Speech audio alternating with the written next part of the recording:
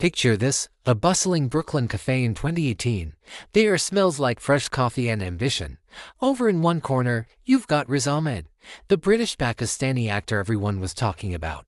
He'd just come off the massive success of The Night Of and was deep in preparation for his career-defining role in Sound of Metal. All he wanted was a quiet spot to get into the mind of a heavy metal drummer losing his hearing. Now, across the room, sits Fatima Farheen Mirza, a brilliant debut novelist whose book, A Place for Wolves, had just won a major literary prize. She's there to write too. Both are children of South Asian immigrants, navigating that tricky space between heritage and their creative dreams. It's the classic New York movie scene, right? Two artists chasing their passions. But here's the twist. The cafe was packed, and there was only one available power outlet, as Riz later joked.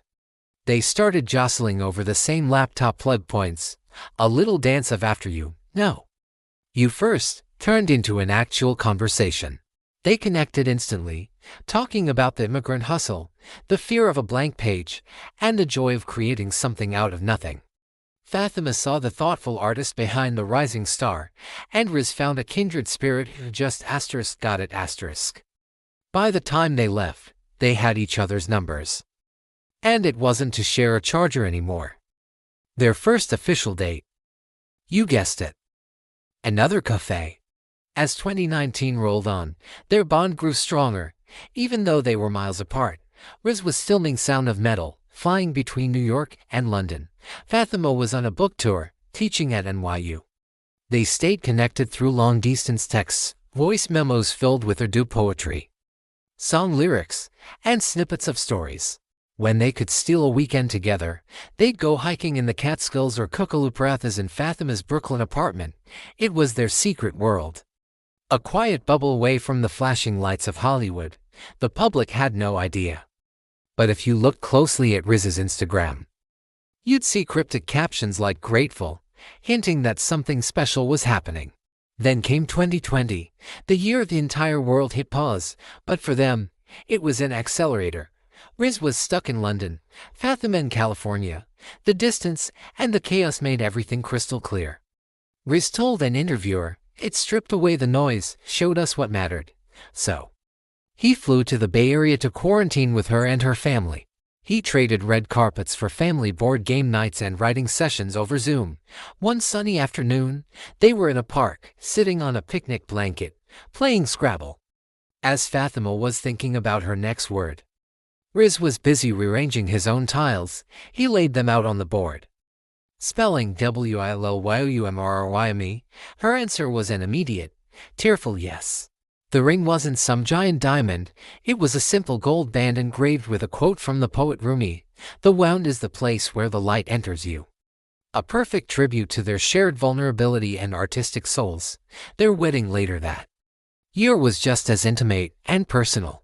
It was a small backyard ceremony in the San Francisco Bay Area, with only their immediate family present, all wearing masks. Fairy lights were strung up like stars, and they exchanged their vows as dusk settled in. Fatima wore a stunning ivory lehenga, and Riz, in a sharp sherwani blazer combo, teared up as he made his promises. There were no A-list celebrities, no viral videos. Just a playlist of Qawwali music, kebabs grilled by their uncles, and a cardamom-infused cake. They wanted it to be theirs, not the world's. In fact, the world didn't find out until January 2021, when Riz casually mentioned on a podcast, "I got married." Not very long ago. The internet went wild. #RizWedding started trending, and everyone fell in love with their real-life rom-com story. After getting married, they started appearing as a unit, a power couple in the most understated way. At the 2021 Independent Spirit Awards, Riz dedicated his win for Sound of Metal to Fatima, saying, "This is all for you, my love." Their official red carpet debut was at the Oscars that year. In a moment that melted hearts everywhere, Riz paused on the carpet to gently fix Fatima's hair, whispering, "I'm the official groomer." It was a small, tender gesture that spoke volumes about their relationship. They continued to support each other publicly. You'd see them at the BFI London Film Festival, the BAFTAs, and Vogue's Fashion and Film Party, always looking effortlessly chic and completely in sync.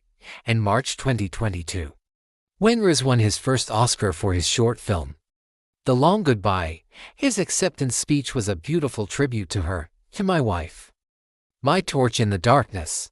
Meanwhile, Fatima's posts celebrated his hard work and dedication, and you'd see likes from stars like Zendaya and Lin-Manuel Miranda. It was clear they were each other's biggest fans. In the years since, they've mastered the art of being public figures while fiercely protecting their private life. You might see them front row at Paris Fashion Week or looking incredible at the Vanity Fair Oscars party, but they keep the everyday moments for themselves.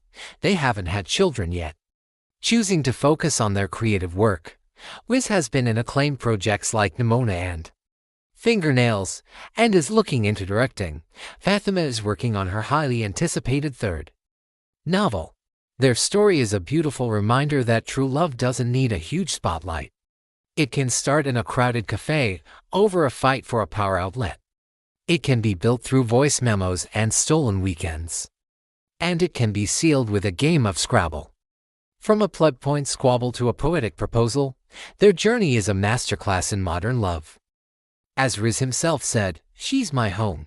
And in a world full of scripted romances, their love story is the real deal, writing itself one beautiful, heartfelt page at a time. Thanks for watching. If you love this story as much as we do, don't forget to hit that like button and subscribe for more content. See you next time.